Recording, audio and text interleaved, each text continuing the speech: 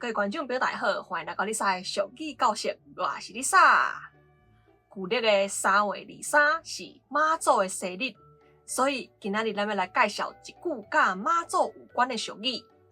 台南迎妈祖，有奇不有，嘛有人会讲台南迎妈祖，百奇。伫清朝甲日本时代，台湾上大规模的妈祖示景挂香活动，毋是顶南宫的大甲妈，嘛毋是白沙屯妈祖，是台南大天后宫主办的府城迎妈祖。当年来参加的人团体是非常的多，有真侪顶头各行各业的商家甲信众拢会来参加的每一个团体商家拢会家己制作一面会当代表家己的旗仔，佮加上每一个信众嘛拢会举一支细支旗仔来挂香。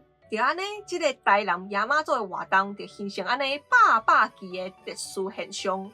旗仔的旗甲奇怪的旗共音。所以台南迎妈祖就是有奇不有，啥物奇啊拢有，嘛会当讲是啥物奇怪的代志、物件拢有的意思。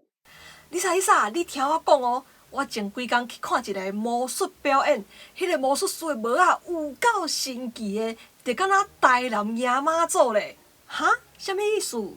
就有奇不有啊！伊迄顶帽仔内底啥物货拢有呢？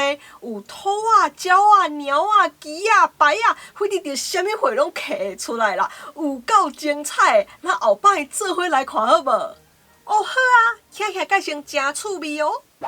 好，安尼大家拢知影，台南迎妈祖有奇不有，也是百奇是啥物意思？会当安怎用啊？吼，大家伫生活当中会当试看卖哦。我是Lisa，今仔的影片就到这里。想介我的影片，为了卖点市场该分享出去，要订阅观众朋友，还未记得订阅呢，可以先动按那个小声面通知哦。另外，买 Lisa 会员这都已经开始了，欢迎大家加入来给我支持一下哦。另外，Lisa 嘛 Facebook 跟 Instagram 嘛，欢迎大家 follow 一下赞的哦。好，安尼啦，后一个节目再会。